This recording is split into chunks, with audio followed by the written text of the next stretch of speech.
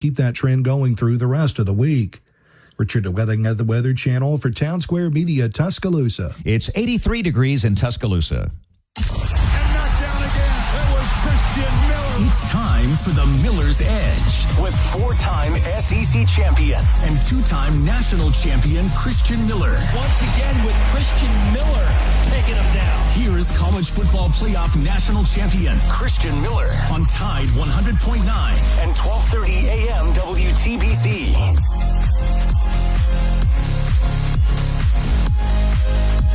And welcome into this Monday Madness edition of the Miller's Edge. Tide 100.9, 1230 WTBC. Hope you guys are doing well. Hope you guys had a great weekend and ready to roll into this week. Talk a number of different things on the sports agenda. We have you guys covered for the next couple of hours here. So we're looking forward to doing just that.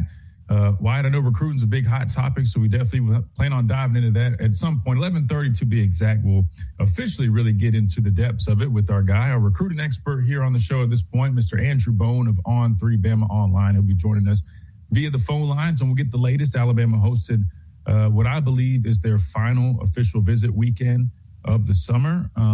Wyatt, has it always been like that? You wrap things up around this time, and is there like I'll be honest, I don't even know like the rules and guidelines anymore. For some reason, I thought like we used to take visits during July too, but maybe that was a different time period. Maybe that was more June. I know Junior Day might be next month. Does that sound right? That used to be the rule. You could take visits into July, but because the signing period wasn't until February, the big one at least, wasn't until February. Well, now with so much onus being put on that December signing period, everything moved up 2 months. So these visits that you were seeing kids take in late July, early August have now turned into late May and early June. So just timeline got moved up 2 months with almost everybody of note signing in that December window.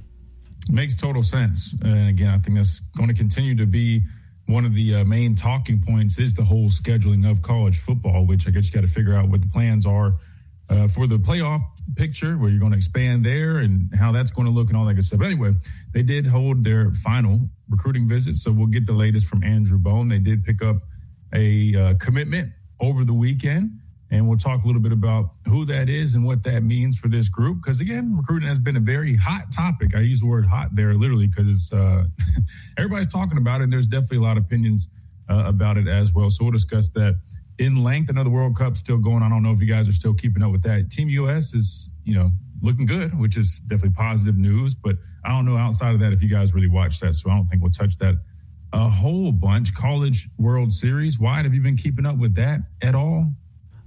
Oklahoma was a bottom half of the SEC in the regular season. They're one win away from a national championship, which is just a true testament to what the SEC is and how difficult this conference is in baseball. Yeah, I agree with you on that one. So, I mean, I guess the good news, not good news, but if Oklahoma, in fact, does win it all, I mean, we lost to Oklahoma, at least in one of our games. So I'm just saying, I mean, like it's a comment there. I mean, in football, we lost to Indiana. They went on to win it. Maybe that's going to be the case for Oklahoma. I mean, I guess that's kind of the participation trophy. We turned it into moral victory. I mean, we got smoked in California, but they won the Natty. Hey, we got smoked in the Sweet 16, but they won the Natty. We got smoked in Omaha. Maybe they win the Natty. Hey, I'm trying to do my best to be. Listen, I've learned, man. If you offer fair criticism or just honesty, or you're just flat out objective, people get mad and they call you negative and they make it seem like you're fishing for clicks, and you're just like, oh, I'm just being honest about what's happening here. So I'm trying to test it out, Wyatt, where maybe we'll try to just spread positivity about every single little thing here, which you saw that reaction. I don't think people want that either. It's like a lose-lose at this point, man. It's like, if you're positive, oh, no, you're too positive. Oh, if you're honest here, oh, you're negative. Sky's falling. Like, no, I'm just kind of just observing. Just everything sucks. That's where people, that's what gets you clicks. Everything sucks. Yeah, kind of learning that, man. But it is what it is, man. That's part of, I guess, doing media. But again, we're just having fun with it, man. At the end of the day, we're just going to talk sports because that's what you guys enjoy. That's what we enjoy, and we appreciate you guys doing it with us. I mentioned that Alabama picked up a commitment over the weekend. I'll go ahead and talk a little bit about that again. Andrew Bone will dive into it a little bit deeper at 11:30. But Darius White, 3-star cornerback out of Georgia, committed to Alabama over the weekend. Definitely a guy that I feel like fits the mold, Wyatt, at this point. If you look at the secondary room, really the cornerback specifically, I guess I would say, but I guess everybody at this point, he's got great length.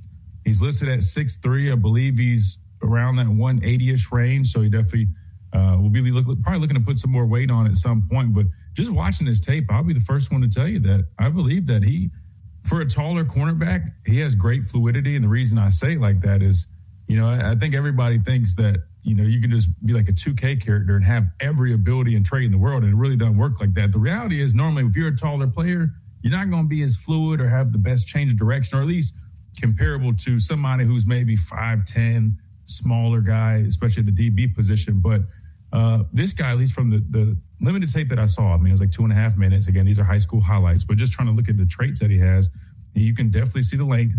You can see that he's got good versatility. I've seen him take some snaps at safety. I'm sure they like that about him. I feel like this defense definitely, it gravitates towards players that have position versatility. So I do like that. Now, I will say this. I know some people just assume that, if you're tall and you're big, you can have the DB spots. Now, I will give you guys a little bit of a football note. Husky is the only one that I would be a little hesitant on all this length that we have. My question would just be, and they know better than I do, this is their defense. But normally when I think of a nickel cornerback, which is also the star, Husky, whatever you want to call it, you're talking about a guy that's lined up primarily in the slot. Now, if you play a lot of zone, it's okay. Cover 3, you're just a buzz, curl flat player, no big deal. But if you're a man concepts, that means you're matched up on slot receivers, the shifty guys, the guys that have great change of direction. And we're talking about the Latsier Brooks. So my only thing would be, as much as I love the length in this room, hopefully we don't get into a point where we got so much length that we kind of suffer a little bit when you're talking about the Husky position, which Chuck McDonald, some of those guys, they're more, capable to just bump inside if you need them. DJ Lee and some of these other taller guys, they're not ideal at that spot. So I'll be curious to see kind of some of the other guys they plan to recruit to maybe fit more of that. But then again, you also have guys that are more safety type players that can be converted into a Husky. Because the good thing about being bigger and playing Husky is you do have some of that, playing in the box responsibility, you're in the run fits a little bit more. That is helpful. But when you are lined up against those slot guys, you better make sure if you're going to be playing some man-to-man, you're ready to roll. But I feel like the strategy wide that I feel like they're going for is that length. They play a lot of zone. You can you got a large surface area with all these long arms all over the place. So I think it makes sense, and this is very fitting. But like I said, for a guy that is tall, he actually, in fact, is fluid and moves pretty well. So I think he would be okay. I don't know about playing Husky. I don't necessarily think that. But in terms of playing some more man, if you need him impressed, he looks like he can move pretty well. Have you had a chance to check him out, Wyatt, at all? I don't watch tape for a living. There are people that do that. I'm not one of them. I don't try to be one of them. I look at it as, okay, yes, it's a 3-star, and that garnered a lot of reaction. Our Facebook comments look like crap right now because it's a 3-star prospect. But I look at who else was going after him, right? Because if it's just Alabama and a bunch of G6s or FCS schools, all right, I'm a little nervous. But he had Georgia Tech, Tennessee, Auburn, Georgia after him, Florida State. So other programs outside of Alabama saw this kid, watched his tape, he visited them, and they said, yeah, we want him. We want to bring him into our program. So the fact that, other schools were going after him the same way Alabama did makes me feel like maybe this is another diamond in the rough. We've seen them have success recruiting maybe 3 stars in Latsier Brooks and London Simmons and a couple of these other guys that they come in and they contribute immediately. So maybe, I don't know if this guy is... No, I agree with you. Just again, 2.5 minutes of tape. I don't even know if I call it tape at this point. They were just talking huddle highlights. But again, I'm not trying to give a whole player breakdown, player comp. It's more so just kind of getting an idea on kind of the traits, who he is. Just like, Mitchell Turner, who I made the tweet about. I just watching him move, watch the hand activity, the leverage he plays with, how explosive he is coming off the football, right? That to me, you can just form ideas on who these players are. Same way these coaches do. Granted, they actually go watch full games, which I would much rather do if I'm going to give a full breakdown. That said, I do agree with you, Wyatt. He looks good to me, and Georgia wanted him, so I feel like that was a good pickup. Yeah, I was about to say, I see why Georgia, Tennessee, he had bigger offers. That's why I always tell people, I get it. It's not the most attractive thing when you see a signing class or a recruiting class, I should say. We're not at that point yet. That is kind of littered with what are known to be 3 stars, right, by the services. But there are a number of players that are much better players than their rankings give. And I think just going off of what I've seen, he potentially could be that. Again, that's awful limited information. I'm not saying he's going to be the next DJ Lee, who was rated much higher, but I like the skill set. I like the frame. You can't coach that. You can't coach 6'3", but I like the tools that he has to work with, and I like the pickup. So just wanted to offer my 2 cents on that. Again, we'll get Andrew Bones' 2 cents and more when we come back. Plus, it seems like it's going to be a pretty busy week. I know there's a number of Alabama targets that I believe are set to commit this week. I want to say Darius White was set to commit a little bit later, but chose to go ahead and get it out the way, jumped the gun, figured he might as well go ahead and announce since he knew where he was coming. I respect that. Why wait and sit there and do the whole theatrics thing? Just do what you got to do, handle your business. I respect. Anyway, that said, there's going to be some more guys that are set to commit very soon. So we'll ask Andrew about that and more coming up at 11:30. So don't go anywhere for that. But first, we got to hit a timeout. When we come back, we keep on rolling on this Monday Madness edition of the Miller's Edge. Tide 100.9, 1230. WTBC, don't go anywhere. We're just getting started. Perez Run, Iron Warrior, Volleyball, and the Cornhole Tournament. Visit ChoctawIndianFair.com and like us on Facebook. Hope to see you there. Hachapisa Lajige. Hey, it's Christian Miller, and I wanted to tell you about our friends over at Lamparello Law, Education and Advocacy. Founded by attorney and Professor Adam Lamparello, helping students at every level with mentoring, exam prep, applications, and career planning. Adam also represents students, faculty, and athletes in academic misconduct, First Amendment, NIL, and criminal defense cases. Known for real care and relentless advocacy. For Your winning business solutions at BofA.com/game changers. Bank of America, official bank of the FIFA World Cup 2026. Tide 100.9 Tuscaloosa weather. Here's your Tuscaloosa and West Alabama forecast this afternoon. Stay weather aware. It feels hot and breezy around 90 with a southwest wind at 5 to 10. Showers and thunderstorms become likely, carrying the threat for damaging winds. Tonight we cool to 72 as storms fade away. Tuesday and Wednesday warm. Chance for storms. Daytime temperatures in the upper 80s, and we'll keep that trend going through the rest of the week. Richard Wedding of the Weather Channel for Town Square Media, Tuscaloosa. It's 83 degrees in Tuscaloosa. Stay locked in, Tide fans. This is Tide 100.9 and 1230 AM WTBC, the home of Alabama Crimson Tide sports.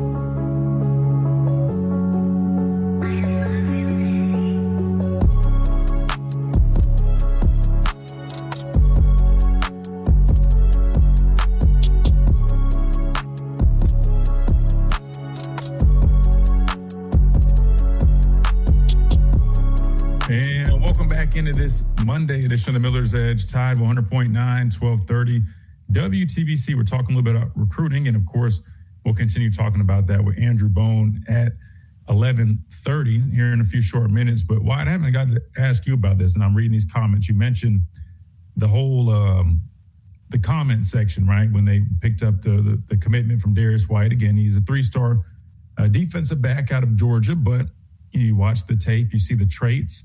Definitely feels like he's maybe a little bit of an under-the-radar type of player, a guy that has great potential, very nice development piece. In my opinion, that's what it appears to be. And I like the pickup personally, but I also understand when you have concerns or questions or even frustrations when people just look at the recruiting class as a whole, and you do see a number of 3-star prospects, which, again, we always tell you guys, don't over-consume the rankings or the ratings, right? Because I mean, they don't mean everything. Now, yes, you're probably more likely to have, I guess if you really pulled up statistics, I'm sure 5-star players have a higher percentage of being more successful or higher draft picks or whatever the case may be. I'm not going to argue that.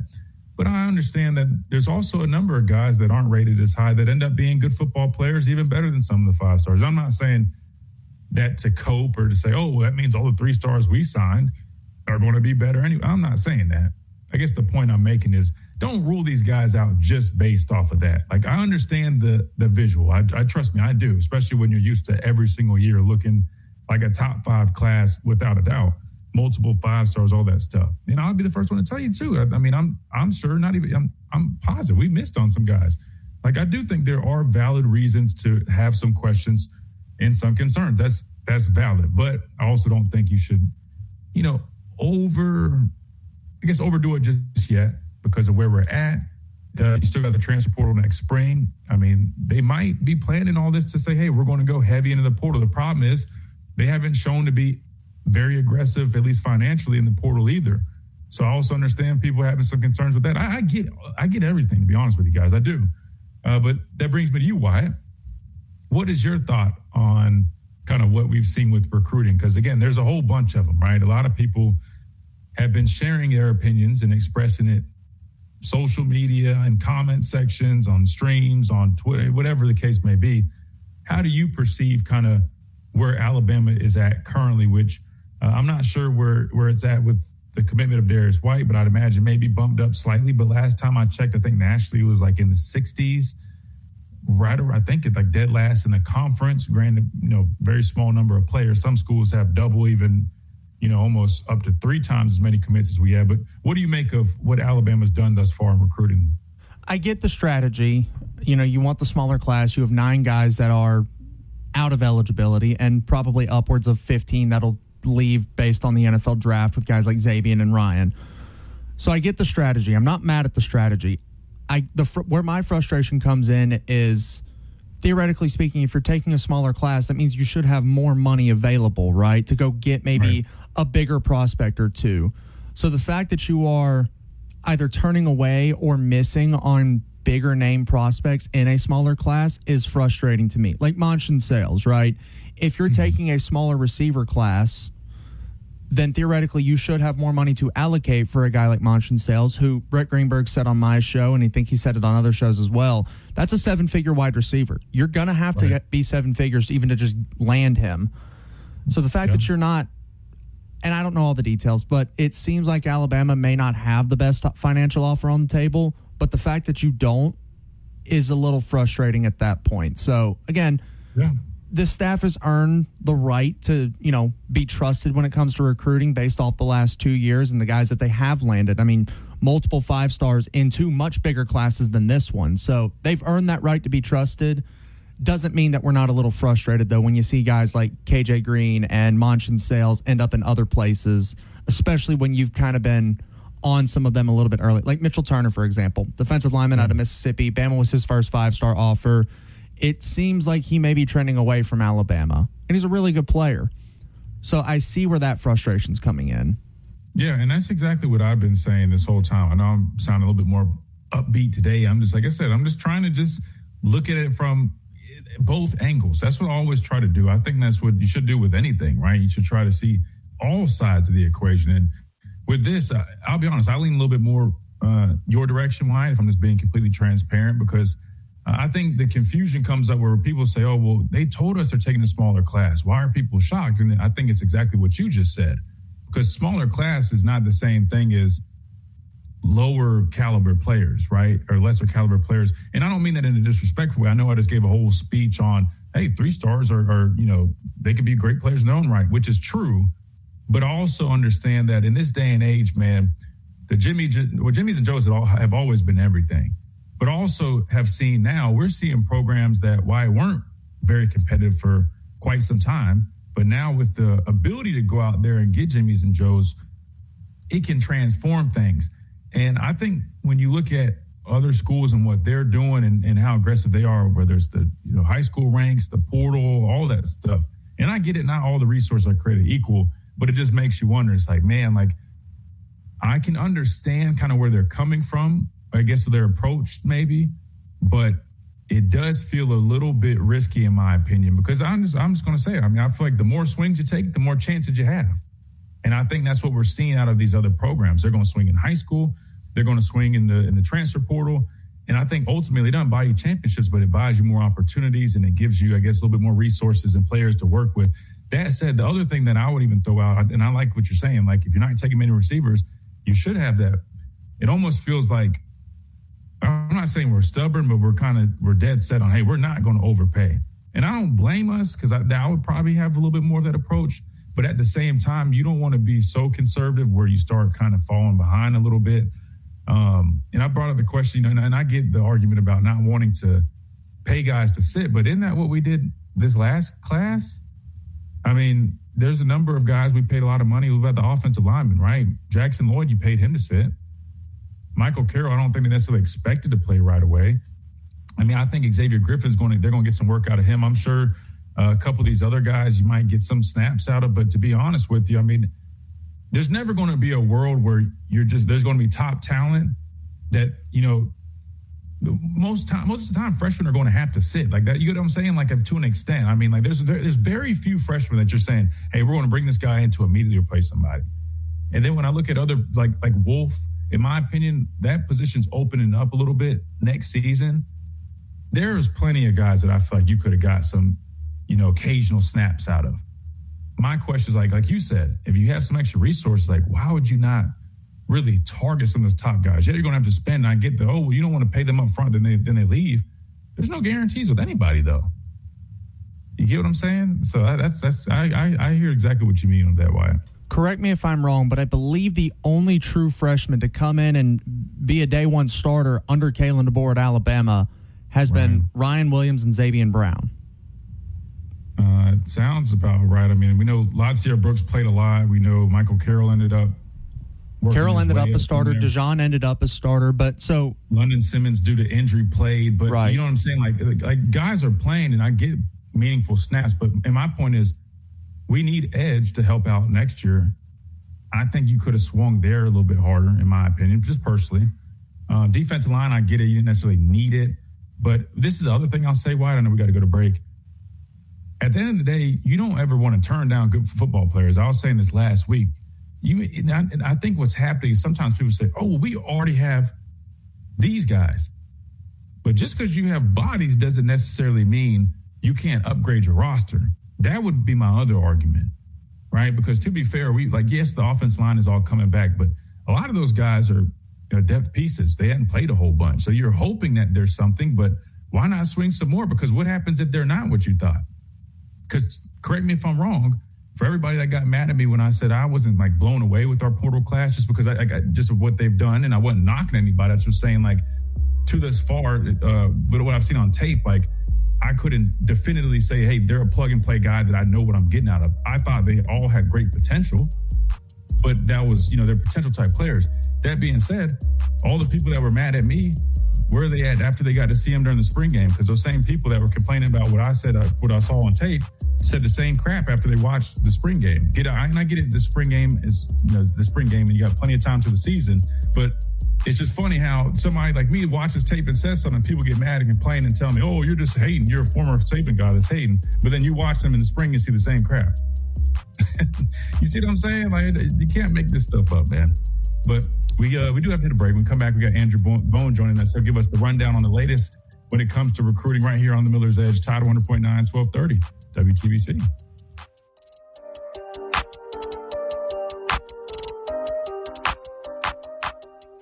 Hey, it's Christian Miller, and I wanted to tell you about our friends over at Lamparello Law, Education and Advocacy. Founded by attorney and Professor Adam Lamparello, helping students at every level with mentoring, exam prep, applications, and career planning. Adam also represents students, faculty, and athletes in academic misconduct, First Amendment, NIL, and criminal defense cases. Known for real care and relentless advocacy. For guidance you can trust, call 201-317-5115 or visit lamparello-law.com. That's Lamparello Law, Education and Advocacy. What does it mean to advertise and do your marketing with Town Square Media Tuscaloosa? Melissa started her business in 2014. What would you say to someone considering Town Square Media Tuscaloosa? My experience with Town Square Media has been awesome, and I would definitely recommend it to anyone. I think that this is the first time in my marketing experience that I've been able to see my return on investment. I would definitely say in the past that has not been the case. In this, I like knowing that that's one 100%. A lot of the marketing we've done has been radio. You guys have so much more to offer than that, whether it's, websites, from targeted marketing to radio. You are kind of a one-stop shop, and it makes doing marketing so much easier. So I would definitely recommend it. For more info on marketing with Town Square Media Tuscaloosa, call 205-345-7200 or click on Advertise with Us on our website. Do you have cracks or potholes that are dragging down your property's appeal? Hey, I'm Christian Miller, and at Asphalt Restoration, we transform driveways and parking lots with expert repairs, new paving, or resurfacing. Fast, durable, and family-owned quality that you can trust. Don't let small issues turn into big expenses. Call 205-393-9149 for your free estimate today. That's 205-393-9149. Asphalt Restoration, where smooth roads start. Roll Tide. You're listening to the home of Alabama Crimson Tide Sports. Tide 100.9.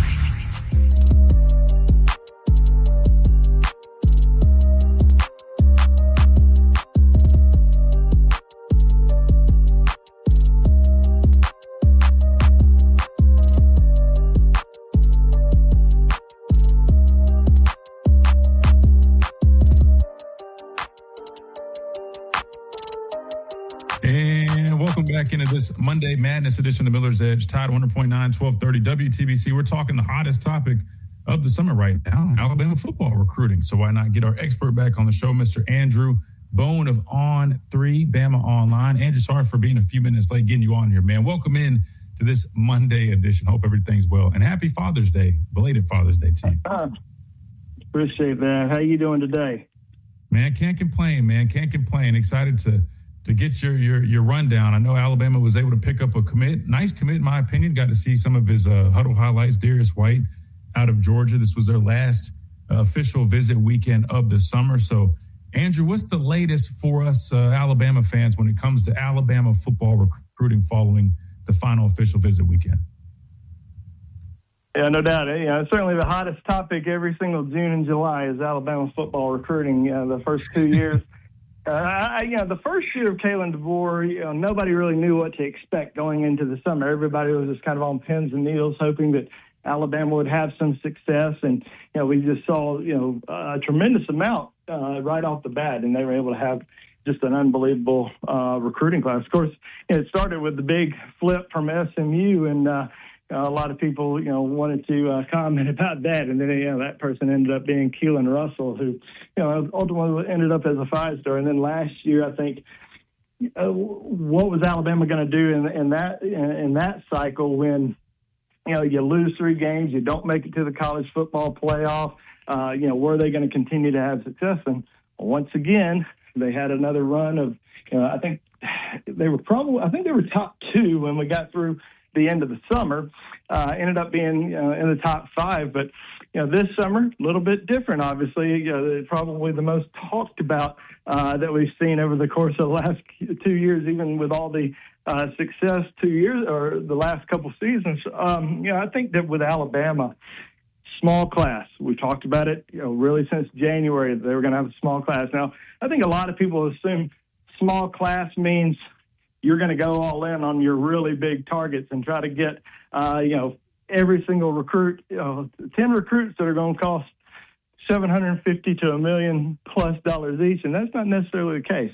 When we talk about small class, we kind of talk about lower numbers, but also, lower amount of money that's going to be spent, because you have so many guys that are freshmen, sophomores that you've recruited extremely well, that have the ability to come back next season. And, you've done really well in the transfer portal over the last couple of years. And you've got a lot of guys from the portal that you signed last year that still have another year of eligibility, at least one more year of eligibility after this upcoming season. So you got to kind of take that into account as well. I think when everybody looks at the transfer portal, you look at it as, these are 1-year guys that are coming in.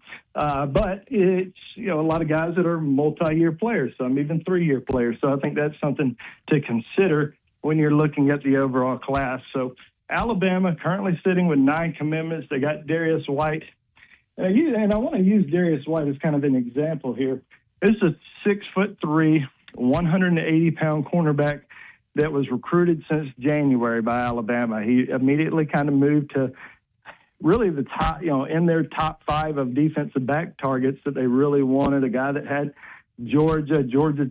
I'm about to say Georgia State. I'm sure Georgia State probably wanted him too, but Georgia Tech, Tennessee, Florida State, a lot of schools that were heavily on him.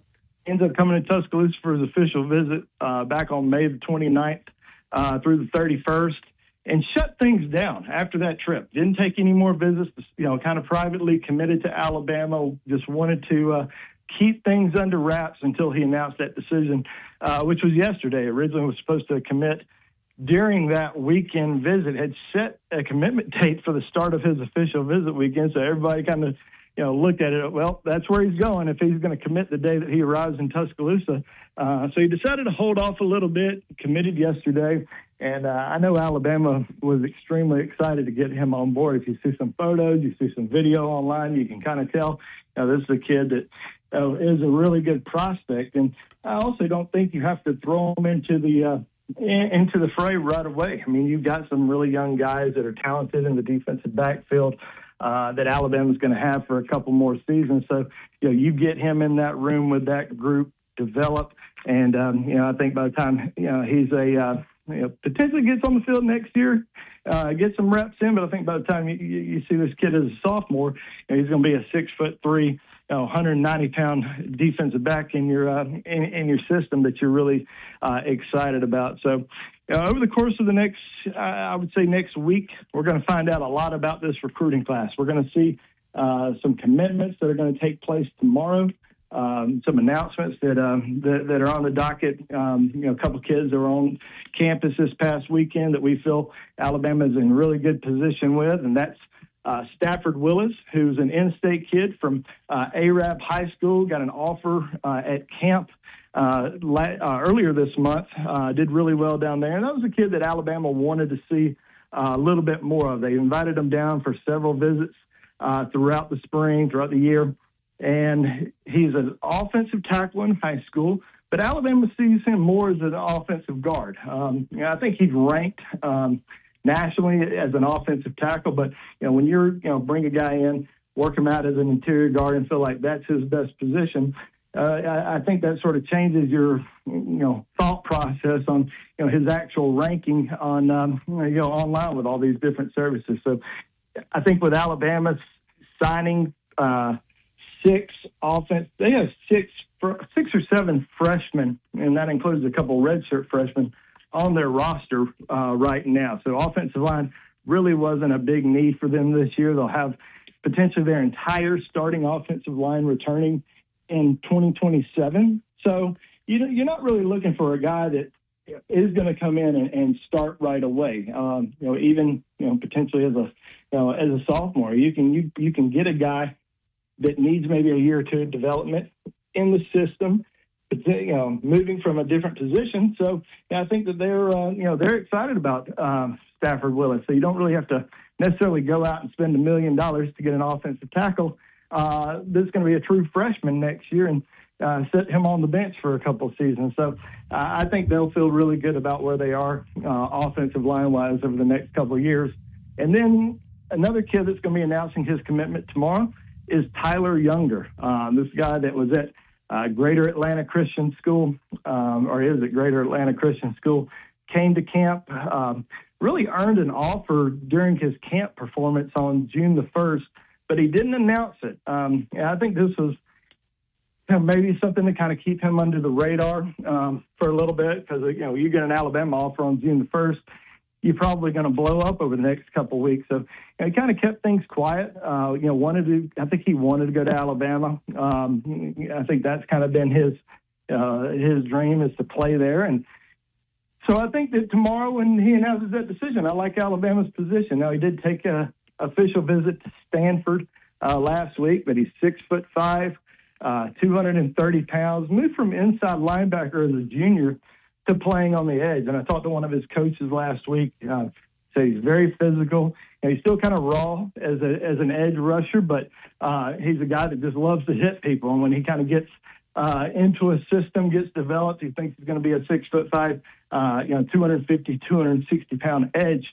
And I think that, that's a guy that Alabama, saw. They camp, he came to camp, worked him out, but also they went and saw him during the spring and really liked him. So, they go out and see him during the spring, really push for him to come in for camp to see the whole, for the whole staff to see him. And I think they're pretty sold on Tyler Younger. So, those are two guys that are announcing tomorrow that we're paying a close attention to. And there's a couple receivers that we'll see announced tomorrow as well, guys that have been on campus the last 2 weekends. And that's Cedric Simmons out of Selma High School, and then Kyron Caldwell out of Florida was in Tuscaloosa this past weekend. Now, these are guys that, sort of under the radar, don't really have the, the high rankings that we've seen, some of these other receivers that we've talked about. But I think they would take either one of those guys. I wouldn't be surprised if they took both of them. I think there's, a way that they potentially could take both, but I do think they'll end up with at least one of them. Probably lean a little bit more to Caldwell, a guy they've recruited since earlier in the spring. Made a couple trips to Tuscaloosa. Simmons just got an offer from Alabama a couple weeks ago. Still wouldn't be surprised because he's an Alabama fan, but lean a little bit more toward Caldwell. What's going to happen with some of these other receivers over the next few weeks, we'll still have to kind of wait and see. I think Osani Gales, top 100 guy, is going to announce on the 27th, like where Alabama stands there. And then Monshawn Sills, he should be announcing in mid-July. So Alabama's going to save a spot for Sills all the way until then. But we know how that one's going to be, probably a back and forth race until he announces his commitment. We're joined by Andrew Bone, recruiting expert from Bama Online on 3 Sports. Andrew, I have to ask about one guy, Mitchell Turner. I know initially he was definitely viewed as, leaning a little bit more towards Alabama. I know we've talked a little bit about him, but is there any updates there? I saw a clip of LSU. They have a freshman defensive tackle. He's very similar to Mitchell Turner in terms of their size, their traits, their pass rush ability. And I like Mitchell Turner a lot, but I definitely have heard the noise that he's starting to kind of lean more so towards Ole Miss. Is that still the case right now? And do you have any kind of, inside scoop on kind of what is it just kind of what we expect, maybe the financial side of things? Maybe they just kind of started throwing a little bit more at him. Kind of what's that situation looking like? Yeah, I do think that, with Ole Miss suddenly gaining a lot of momentum, I think they were, a little bit on the outside over the last 7 or 8 months. I mean, Alabama's really been at the top of the list for a long time with Mitchell Turner, and then he takes a visit to Ole Miss, and all of a sudden, and not to say that they haven't been involved. They've been in the race for a good while as well, but I would say that they definitely made him a pretty good offer, and I think that that's something that he's probably going to consider. And I think with Alabama fans looking at it from the outside in, they see it as Alabama has one defensive line commitment, and A.J. Pauley. They should go all in and go get Mitchell Turner because he's rated one of the top 3 defensive linemen in the country. But I think from Alabama's perspective, I think they feel like they've got a good offer on the table. From their point of view, it may not be from Turner's point of view, or from or when you compare it to an Ole Miss or some of these other schools that are involved with him. But I think with Alabama, really loading up on the defensive line in 2026 recruiting class. I mean, once again, we talked about the offensive line earlier.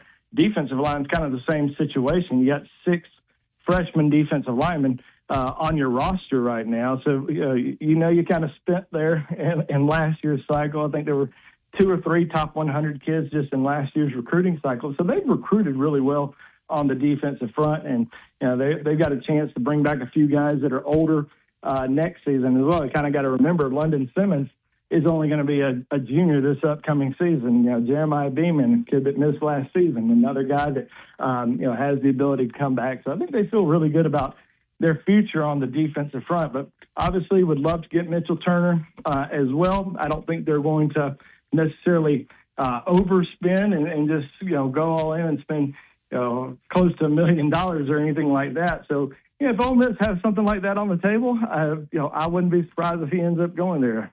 Talked to his dad here recently, and he told me that they were going to sit down after the final official visit, which was this past weekend to Mississippi State, and just try to decide, what's best for his long-term future. And obviously being the number one recruit in the state of Mississippi, Ole Miss has certainly made him, kind of a must-get guy for their program. So Alabama likes him. They take him. I think they've got a fair offer on the table from what they can do right now. But it's just kind of we'll see how it all shakes out over these next few weeks. I remember last year when Nolan Wilson made a decision, one of the top overall players in the country on the defensive front.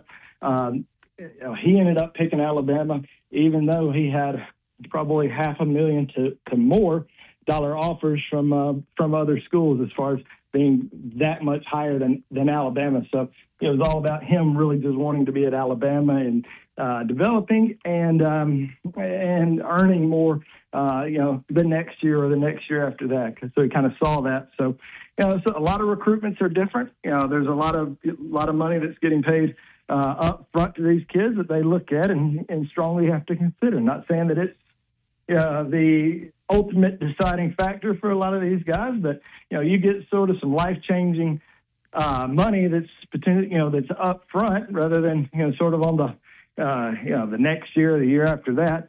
It's something that a lot of these kids strongly have to consider, and you have to look at the roster and kind of what these teams have the next year and what they signed the previous year. And I look at Ole Miss.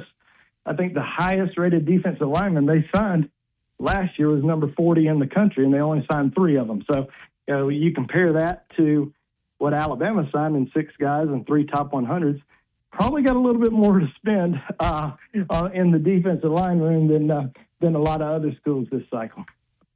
Andrew, I got one last question before we let you run, and I appreciate you so much hanging out with us here on this Monday. When it comes to Alabama's strategies, I think that's probably the biggest talking point is people they see the 3-star rankings to a number of these commits, and they just immediately rush to judgment, which I always say, watch the tape, learn the player a little bit better before you rush to judgment. The star rankings don't mean everything, right? I know sometimes it can mean something, but other times it really doesn't. There's guys that probably should be ranked higher. That said, in your opinion, was it Alabama's approach, you think? Because I know we've heard the smaller class thing, and like you mentioned earlier, a lot of people equated that to saying, okay, well, that still means we probably have some more resources to throw at maybe some of these higher ranked players. But would you say, from your inside perspective, that Alabama just chose not to target some of these higher ranked players? I guess the question I'm trying to ask is, what would be like the ratio of players like that are a little bit higher ranked that maybe Alabama just chose not to pursue or pursued and unfortunately, didn't hit on? What would it lean more towards here, Andrew? Is it true that Alabama's missing on guys, or is it more so they just didn't target hardly any of the top players when you look at the rankings? Well, I think it's more the former. I mean, they certainly targeted, I would say an extensive list of guys, but they target some really good players this cycle. I mean, you look at Monsoon Sales or a Hayden Stepp, a Mitchell Turner, and a lot of these guys that have come in for official visits this month. I mean, they've had a lot of really good players on their campus these last 4 weeks. I think something that they're just kind of running into this cycle is the guys that they really prioritize, the guys that they feel like they probably would really invest in. And there's not, you always kind of have backup options. And I think that's something that a lot of fans will look at. Well, if they felt like they were going to miss on this kid, why didn't they push harder on that kid? And I think that's something that, kind of gets misconstrued. I mean, they are looking at, who can potentially benefit their program the most. And, is it a guy that is going to cost X number of dollars versus this number of dollars? So I think they look at it as, well, this 5-star is a developmental guy just as much as this 3-star is, and he's a quarter of the price. So ultimately, you sort of, lean that direction. But I also think that they felt like a lot of these kids are probably going to be, maybe a little bit cheaper. And we've kind of seen, throughout the country that, there's a lot of big money offers that are going out there. And you look at in some of the bigger schools, whether that's Texas A&M, Texas, Oregon, Miami, schools that are certainly investing well, from the NIL front, in these financial packages. I think that's sort of a wake-up call. Even though Alabama is going to reinvest in their players and roster retention is certainly important, I think that if you can raise more funds, through Yay Alabama and get more of the current players money through that, you're going to have more money from the rev share to spend on high school recruiting, because they're not spending Yay Alabama money on high school recruiting. That's money that needs to be earned.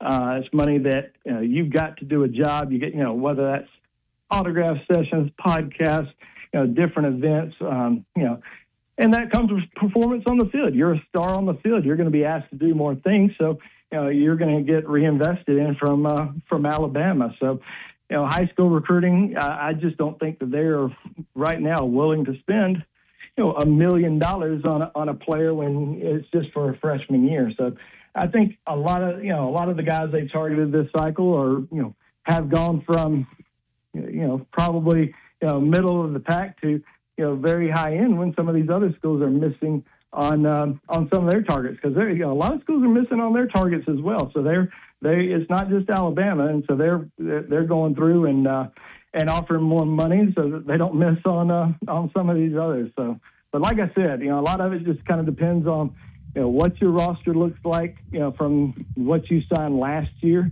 but also what you're going to have next season as well, just because a lot of the guys that you're wanting to keep that are star players on your team, they're going to get offered more money. Alabama saw that this past cycle. A lot of the star players were getting bigger offers from other schools and chose to stay. So we're going to continue to see that here in the future, and you really have to have a balancing act there. And the more money raised, though, the better it's going to be. But I don't think they were too worried about this cycle overall, but they're certainly going to be worried about it next year and in the future. So I got to raise more money and continue to have success on the recruiting trail these upcoming years. No doubt about it. Great stuff as always, Andrew. We appreciate you joining us, and of course, tell everybody how they can keep up with all the great work that you guys are doing before you go. Yeah, definitely come check us out at BamaOnline.com. We'll have a lot of great content over these next few weeks. With decisions, insider stuff, and football season is just around the corner, so have a lot of coverage on that front as well. Yes, sir. That sounds good. Well, thank you so much for joining us. We look forward to talking again soon. Okay. Thank you, Christian. Have a good week. Yes, sir. You too, Andrew. Good stuff, man. Always appreciate Andrew giving us the latest with that inside recruiting perspective. All right, we got to hit a timeout. When we come back, we keep on rolling, on this Monday edition of Miller's Edge, Tide 100.9, 1230, WTBC.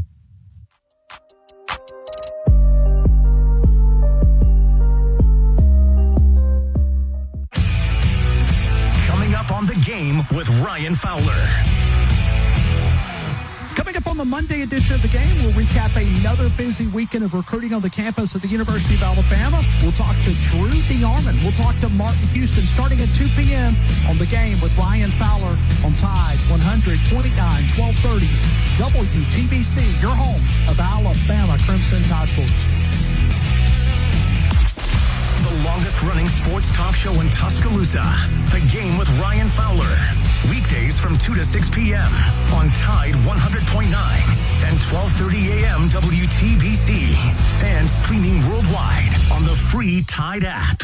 Hey, it's Christian Miller, and I want to tell you about our great friends over at Brian Harding Construction. Located in the heart of Tuscaloosa, Brian Harding Construction is woman-owned and strong as steel, a specialty manufacturing firm with expertise in structural steel fabrication, ASME code piping and vessels, CNC machine work, welding, laser cutting, pipe fitting, industrial maintenance, and crane rentals. With a proven track record of over 30-plus years of experience, no one is better fit for the job. For an evaluation, Chrysler Jeep Dodge Ram, Tuscaloosa's destination for iconic Jeeps. Owner loyalty earns $1,500 cash back on a new 2026 Jeep Grand Cherokee.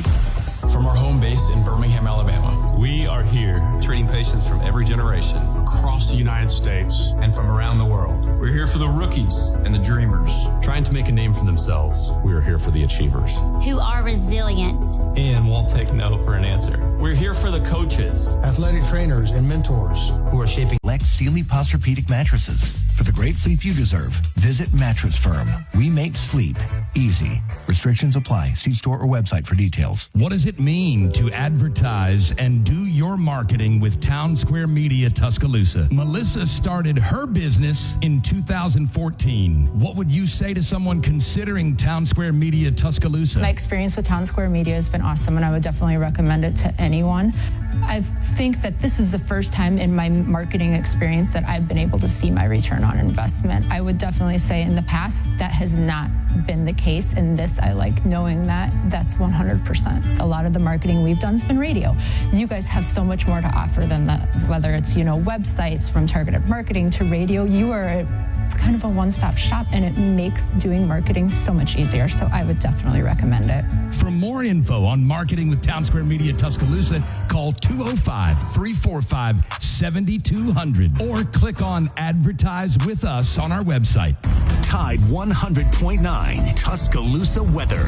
Here's your Tuscaloosa and West Alabama forecast. This afternoon, stay weather aware. It feels hot and breezy around 90 with a southwest wind at 5 to 10. Showers and thunderstorms become likely, carrying the threat for damaging winds. Tonight will cool to 72 as storms fade away. Tuesday and Wednesday, warm. Chance for storms. Daytime temperatures in the upper 80s, and we'll keep that trend going through the rest of the week. Richard DeWetting at the Weather Channel for Town Square Media Tuscaloosa. It's 86 degrees in Tuscaloosa. Never miss a moment of the action. Download the free Tide 100.9 app today.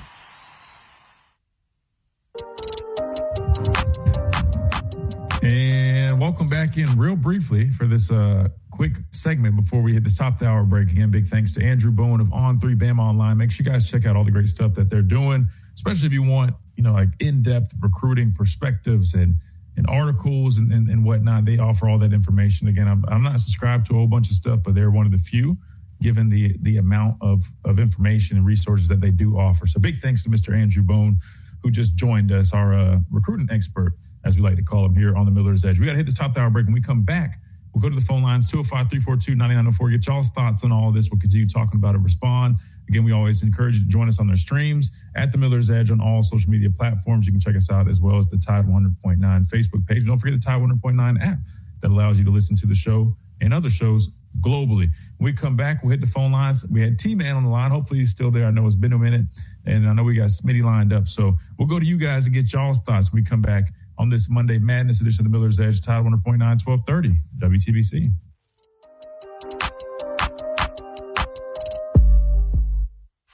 WTBC Tuscaloosa and W265CG Tuscaloosa, a Town Square Media station. Tide 100.9 and streaming on the Tide 100.9 app. From the Fox Sports Studios in Los Angeles, here's Steve DeSager. Wyndham Clark won the U.S. Open golf tournament by one stroke. He was up by 6 to start the day. Sam Burns finished second. Scotty Scheffler fell to a tie for fourth place.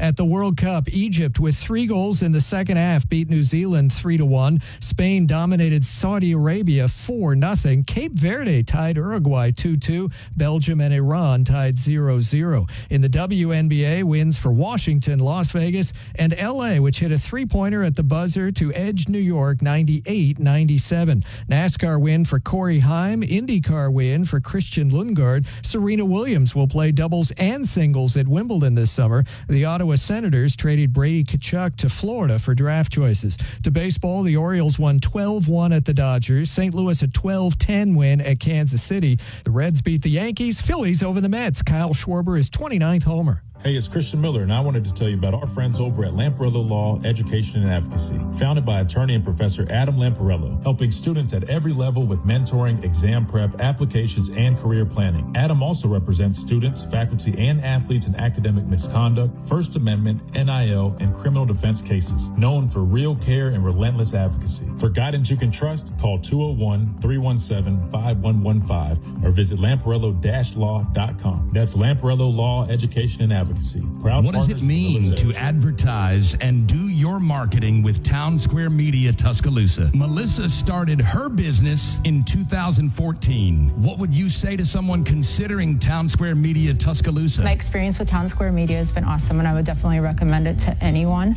I think that this is the first time in my marketing experience that I've been able to see my return on investment. I would definitely say in the past that has not been the case. In this, I like knowing that that's 100%. A lot of the marketing we've done has been radio. You guys have so much more to offer than that, whether it's, websites from targeted marketing to radio. You are kind of a one-stop shop, and it makes doing marketing so much easier. So I would definitely recommend it. For more info on marketing with Town Square Media Tuscaloosa, call 205-345-7200 or click on Advertise with Us on our website. Do you have cracks or potholes that are dragging down your property's appeal? Hey, I'm Christian Miller, and at Asphalt Restoration, we transform driveways and parking lots with expert repairs, new paving, or resurfacing. Fast, durable, and family-owned quality that you can trust. Don't let small issues turn into big expenses. Call 205-393-9149 for your free estimate today. That's 205-393-9149. Asphalt Restoration, where smooth roads start. Roll Tide. It's time for the Miller's Edge with four-time SEC champion and two-time national champion Christian Miller. Once again with Christian Miller taking him down. Here's college football playoff national champion Christian Miller on Tide 100.9 and 1230 AM WTBC.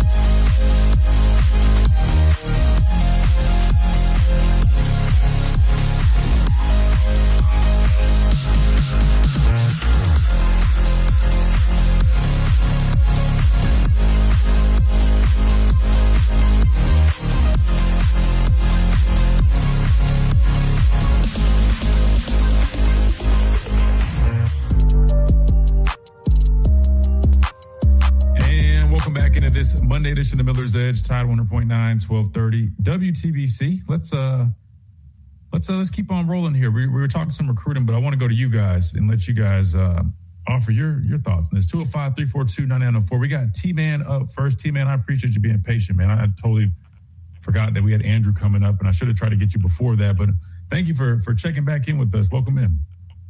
Well, no problem. My line had dropped anyway, so I had to call back in. That worked out. Been listening to you a long time, man. Watched you while you were at Alabama and Georgia play, man, and enjoyed your show. I listen to you all the time. I don't, necessarily call in, but I listen all the time.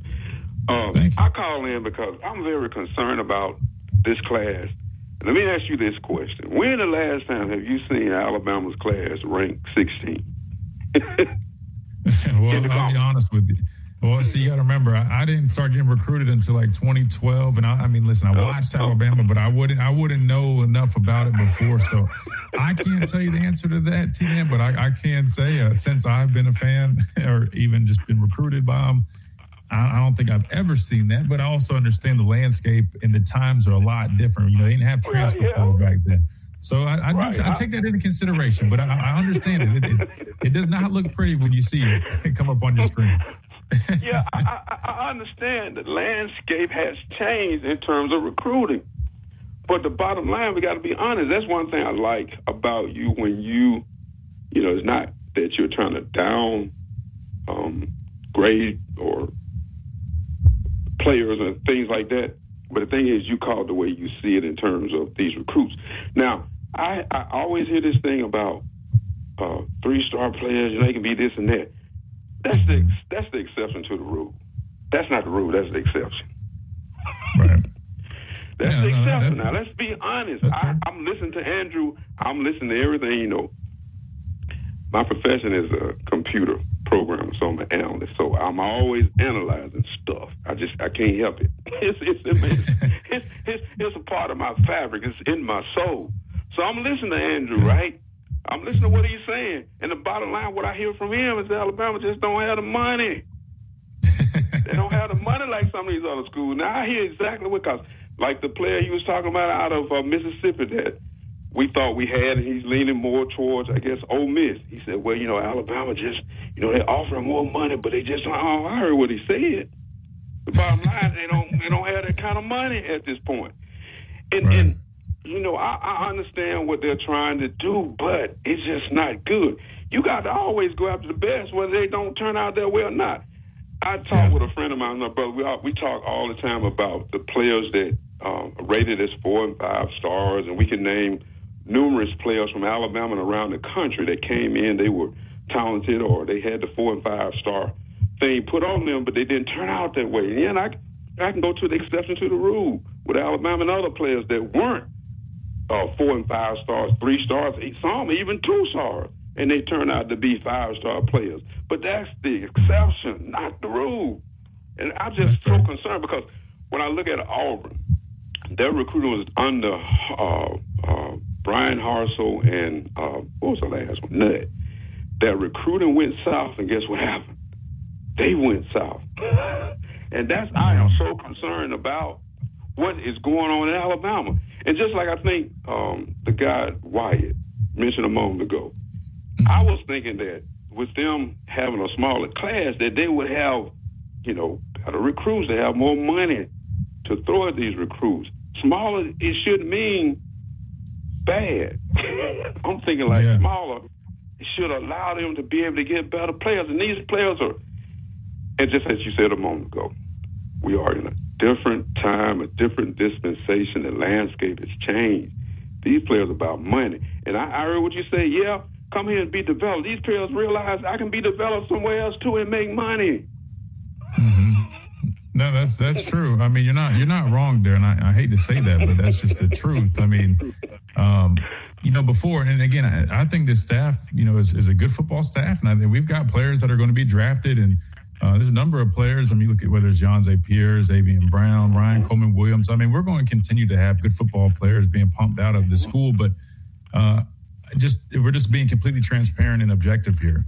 Like you just said, I think I think players are realizing there's other schools, whether it's Texas, whether it's Ohio State, whether it's Oregon, Georgia. I mean, they can go to these other schools now and still feel like they'll have at least the same or similar resources and ability to make it to the next level. Before, it was like, when I was getting recruited, everybody wanted to go to Alabama. And I made this point. Why? It's because you look at Coach Saban's track record. It was second to none. I mean, it was just different. It was on a different level. Now, the playing field, I mean, hell, you can look at Indiana and say, hey, I can go to Indiana, and I have the same chance to go to the NFL as I would if I went to Alabama. So, unfortunately, we don't have that luxury as well. And I think that's honestly why it's, becoming the way it is, right? Because, like you said, if somebody's offering you $800,000 and Alabama's offering you $400,000, and you're looking at Ole Miss, where Ole Miss, you used to be like, okay, it's Ole Miss. I mean, I probably could put in the league. But now you look at it and you're like, man, Ole Miss, man, with what Lane built, and they got Pete Golding. They just played in the playoffs. They beat Georgia. They beat Georgia in the playoffs. I mean, it's kind of like, damn, how do you turn down double the money? Everybody is on a similar playing field. So you're not wrong, and I agree 100% with you. I think the staff has a plan for the most part, but I just wonder if it's, we'll have to see. Time will tell. But I think from a efficiency standpoint, it makes sense. But also, I'm a firm believer, man, the more swings you got, the more chances you have, the better opportunities you have. And I just worry that if you're a little too efficient, sometimes you might end up falling behind a little bit, like you just said, whether it's Ole Miss, Texas A&M. Look at the other teams now in the conference because of recruiting, because of the resources. Look what they've been able to do. Mm-hmm. And so you just got to keep that in mind. At least that's kind of how I view it. Yeah. Let me say this one final thing that I hang up. That also translates to the portal. Because guess what? In the portal, the one that got the most money going to get the better players in the portal. And Alabama still fall behind in terms of getting the better players. Yeah. No, I agree. Enjoy your show, man. Keep listening to No, I appreciate it. No, yeah, I appreciate that, T-Man. All right, bye-bye. Yes, sir. Take care, man. No, and that's the whole point that I've kind of made is, if we're going to be more conservative, this high school class, I would expect them to be more aggressive this upcoming portal class. I know people are going to say, well, we were aggressive in the portal. I'm not talking about the number of players. I'm talking about like really being aggressive. You look at other schools, I mean, they're willing to pay. We've always kind of set that. Like now we paid for some guys. I mean, Devin Tompkins, they paid to get him here. I'm trying to think of some of the other guys, but when I look at like the offensive line, for example, to me, I feel like we ended up falling back on. We needed bodies. I get that, but we ended up kind of getting a lot more depth guys that probably cost us a little bit less. But we'll see. We'll see. Maybe the philosophy has changed a little bit. And if that's the case, I think this will make a little bit more sense down the road. But I can understand why people have their questions. Just like the point I was bringing up earlier when Wyatt brought up sales. It's like, well, we were ready to pay Cam Coleman a couple $1 million. And I'm not saying sales and Cam Coleman are the same, but I'm like, if you feel that conviction about him being, a dude and somebody that, can definitely play early and end up being a really good player down the road, I feel like that's somebody you try to invest in. And maybe they're doing that. I'm not sure, but who knows? But also know if a guy is kind of that type of guy coming out of high school, you're probably going to have that concern, right? Not everybody's built like Coleman Williams. Everybody that's so hard on him, they need to take some time to probably appreciate him. For somebody of his stature, I know he had some struggles this past year, but the dude could go make even more money if he wanted to. But he loves playing for Alabama. He loves his staff here, I'm assuming, and he's staying here, and you got to respect that, especially in this day and age. We got to hit time out. We come back and go back to the phone lines right here on the Miller's Edge, Tide 100.9, 1230, WTBC.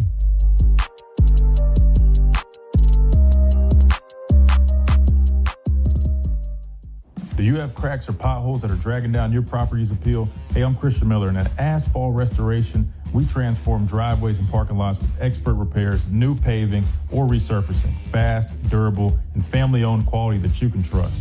Don't let small issues turn into big expenses. Call 205-393-9. Bracelets, earrings, and precious gemstones for all occasions. In the Tuscaloosa Galleria between Edgar's and Joey's and FincherandOsment.com. Hey, it's Christian Miller, and I want to tell you about our great friends over at Brian Harding Construction. Located in the heart of Tuscaloosa, Brian Harding Construction is woman-owned and strong as steel, a specialty manufacturing firm with expertise in structural steel fabrication, ASME code piping and vessels, CNC machine work, welding, laser cutting, pipe fitting, industrial maintenance, and crane rentals. With a proven track record of over 30-plus years of experience, no one is better fit for the job. For an evaluation, contact Brian Harding Construction today at 205-752-9611. Again, that's Brian Harding Construction at 205-752-9611. What does it mean to advertise and do your marketing with Town Square Media Tuscaloosa? Melissa started her business in 2014. What would you say to someone considering Town Square Media Tuscaloosa? My experience with Town Square Media has been awesome, and I would definitely recommend it to anyone. I think that this is the first time in my marketing experience that I've been able to see my return on investment. I would definitely say in the past that has not been the case. In this, I like knowing that that's 100%. A lot of the marketing we've done has been radio. You guys have so much more to offer than that, whether it's, websites, from targeted marketing to radio. You are kind of a one-stop shop, and it makes doing marketing so much easier. So I would definitely recommend it. For more info on marketing with Town Square Media Tuscaloosa, call 205-345-7200 or click on Advertise with Us on our website. Tide 100.9 Tuscaloosa weather. Here's your Tuscaloosa and West Alabama forecast this afternoon. Stay weather aware. It feels hot and breezy around 90 with southwest wind at 5 to 10. Showers and thunderstorms become likely, carrying the threat for damaging winds. Tonight we cool to 72. As storms fade away, Tuesday and Wednesday warm. Chance for storms. Daytime temperatures in the upper 80s, and we'll keep that trend going through the rest of the week. Richard DeWetting of the Weather Channel for Town Square Media Tuscaloosa. It's 87 degrees in Tuscaloosa. Want to know what's going on with the Crimson Tide? Download the Tide 100.9 app today.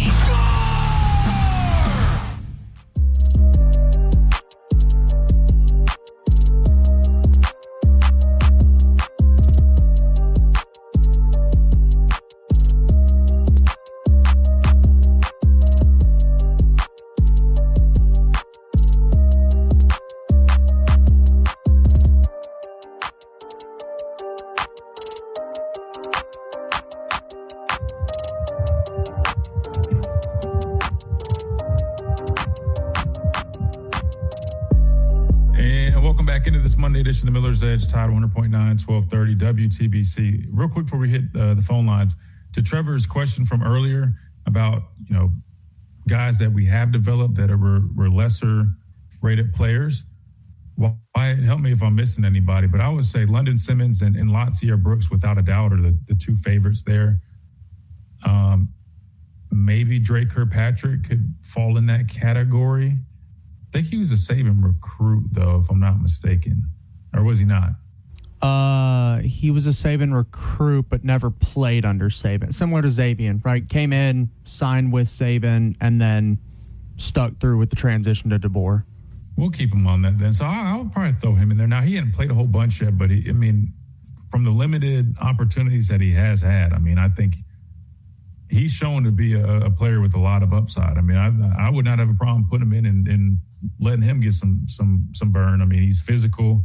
He's kind of a ball hawk, it feels. I feel like every time he got in, even in like the late minutes, something was happening, whether it was a big hit, thinking like fumble recovery or forced fumble. He's a football player, right? You just call it a good football player. So, yeah, we could throw him in there too. Anybody else we might be missing out as a lower-ranked player that we can get them credit for the development? I mentioned the higher-rated guys like DJ Lee and Michael Carroll. And I want to say Red Morgan was a low 4 as well, and that's he's going to be your starting Husky this season. Yeah, he's a good football player. Yeah, we can throw him in there. So they've shown that they can find guys that Mal Waldrop, who got starting guard reps on A-Day and might be able to contribute this season. Was he was one of their recruits? Same thing. Signed with Saban, stuck through the transition. Yeah.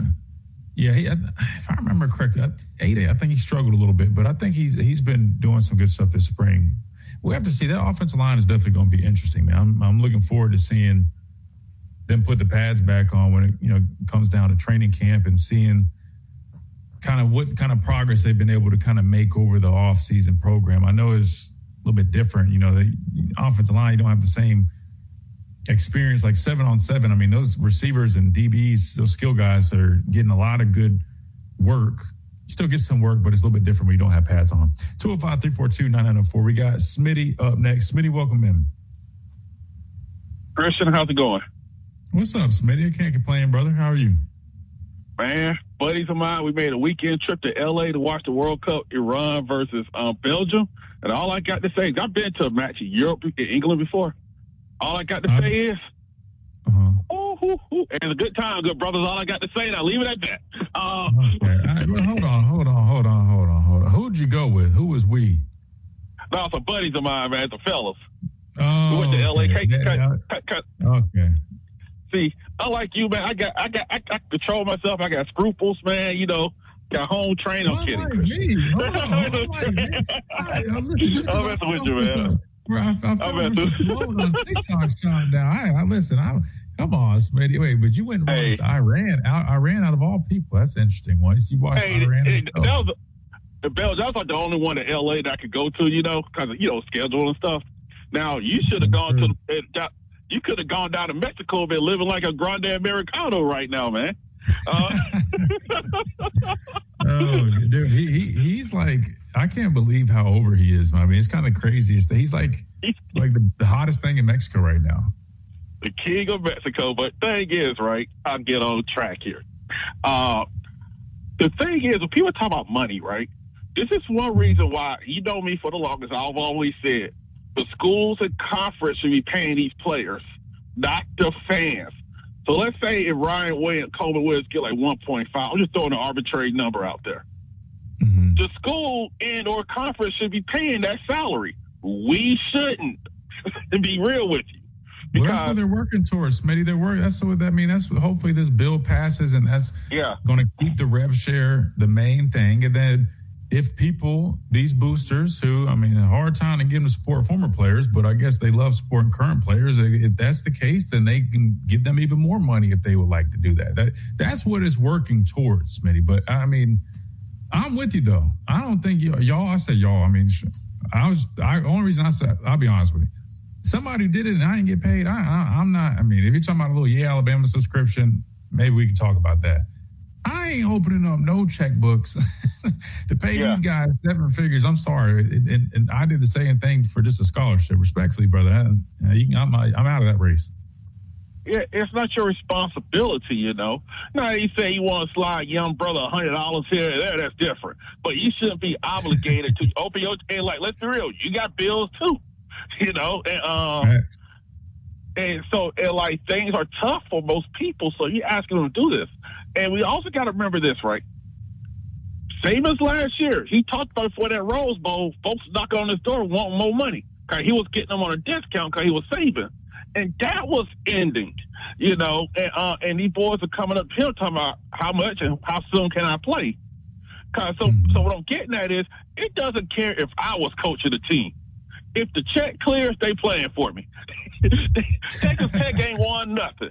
But, hey, Cody Campbell opened that checkbook. Folks coming from Georgia to live in Lubbock. And if you ever been in Lubbock, I've driven through there. You got to pay a tax to get folks out there. So it doesn't matter who the coach is, long as the check clears. And if it was about development, we wouldn't be seeing dudes playing 3 schools in 4 years. It was about development. And now I'm not judging any young man for getting this bread because you may tear an ACL, anything can happen. This may be your one shot. But at the same time, y'all gotta make sure y'all getting y'all money because there's many schools. All this stuff is a promise from a fundraiser group. Pretty much everybody's pretty much doing bake sales, pretty much. And you better hope the money is there because you remember that Jaden Rashada kid? Florida promised him that money. He never got it because Florida didn't have it.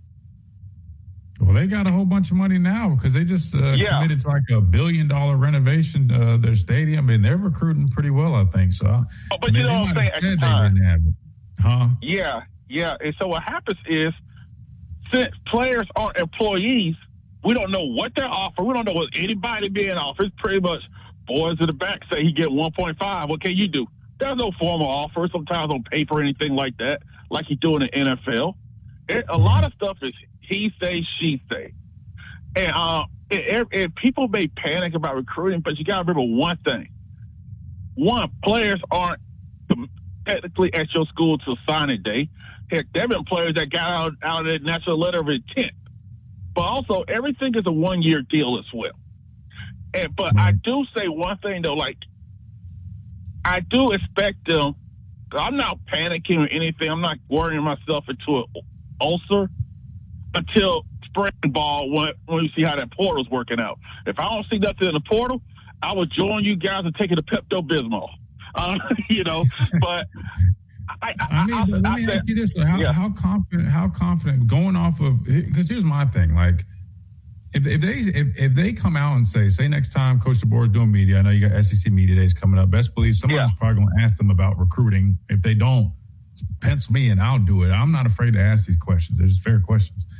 I would, if they said, you know, we're being a little more conservative this class, because I know they've mentioned a smaller class, but I think the reason they're having so much pushback is because smaller class and, you know, not going after some of these higher rated guys, those are two different things. So I think if they clarify a little bit more and said, you know, we anticipate we have a lot of guys coming back, which he mentioned that, but say, you know, we're with the they don't have to directly say, but maybe just mention, hey, you know, with the transfer portal, we're definitely planning on taking a good hard look at like just something subtle like that. I think that. Oh yeah, we tampering. Don't worry. Oh yeah, okay. Don't say that. Yeah. But you get the point. I think if they just even alluded to the fact that hey, we're going to be aggressive in the portal, I think that would probably answer a lot of the concerns or questions that people do have, Smitty. But just over the last couple of years, we've also kind of had the same mentality that we're showing right now that we don't want to get into a bidding war. So my biggest question is, if you're not doing that right now, what's going to change when it comes time to do it in the spring again? I don't think they're going to be looking to get into bidding wars then. That's just their philosophy that they've shown. I think they're banking that they'll be able to get some of these guys for a good deal that might have signed with people initially and got paid, kind of like the Ty Haywood situation. I think they're banking on there being more players like that. The problem is there's just no guarantees. You know what I mean? The only guarantee is if you're willing to throw money. Look at LSU. If you have money, you are guaranteed to land good players. That's the only guarantee, really. And the thing is, one thing is, I told you before, Kalen DeBoer is not a great public speaker. I'm being honest about it. He's not. Oh, man. All right. Well, I mean, what's this is what I'm getting at. I don't think he's a great public speaker because you got to draw a picture for these people. And I think that you have to say, hey, you got to draw a picture. And I think that you have to do that and be upfront about your plan. Hey, we take a small class. It may not be what you guys used to, but we're going to, like you said, we're going to hit this portal hard. We're going to tamper because tampering's legal. No one's going to do anything about it. And I think you have to be direct and repeat your message. And I think that will, you got to repeat it over and over again. And let it be from him, not the assistants like Ryan Grubb. He'll spill the beans, but you get what I'm saying. But, hey, you guys have a good one. You take it easy. And T-Man sound like your dad, by the way. He was going like your dad, too, by the way. I thought that was Pastor Corey. But I can tell you it's definitely not, because my dad is not into computer science or analytics. But he sounds like him, too, though. but hey, but he had a good call off. He had a great call, but you guys take it easy. Absolutely. Appreciate you, Smitty. I mean, here's the thing why. I mean, I don't think they'll just flat out come out and say, hey, we plan on hitting the portal hard, because maybe you're worried that might offend some of the current guys on the team. That's why I just think, but Smitty is right, though.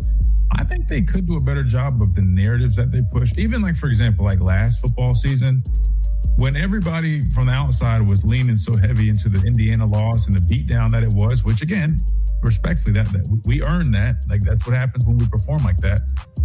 I feel like we could have done a little bit better job of kind of redirecting, right? Whether you call it a politician's answer or what, but saying, hey, we didn't play our best ball. You own it, but then you redirect and acknowledge all the good that you did. I feel like they didn't start doing that until like a couple months later. I feel like they kind of just were just running with the, hey, we got our ass whooped for like 2 months, and then finally go, but we won 11 games. We made it to, I'm like, y'all probably should have kind of did it a little early, kind of got ahead of it.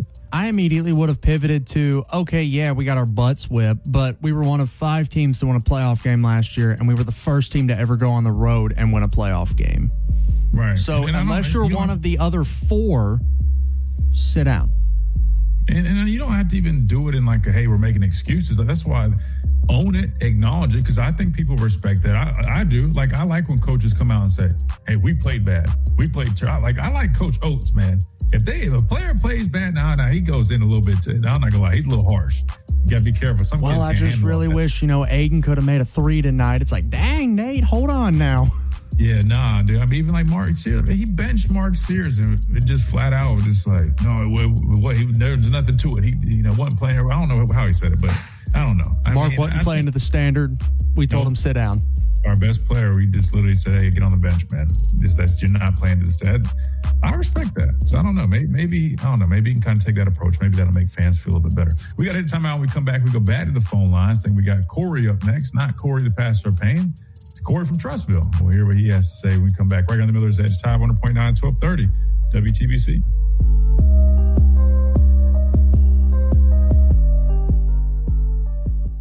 Hey, it's Christian Miller, and I want to tell you about our great friends over at Brian Harding Construction. Located in the heart of Tuscaloosa, Brian Harding Construction is woman-owned and strong as steel, a specialty manufacturing firm with expertise in structural steel fabrication, ASME code piping and vessels, CNC machine work, welding, laser cutting, pipe fitting, industrial maintenance, and crane rentals. With a proven track record of over 30-plus years of experience, no one is better fit for the job. For an evaluation, quick, it's easy, and it's free.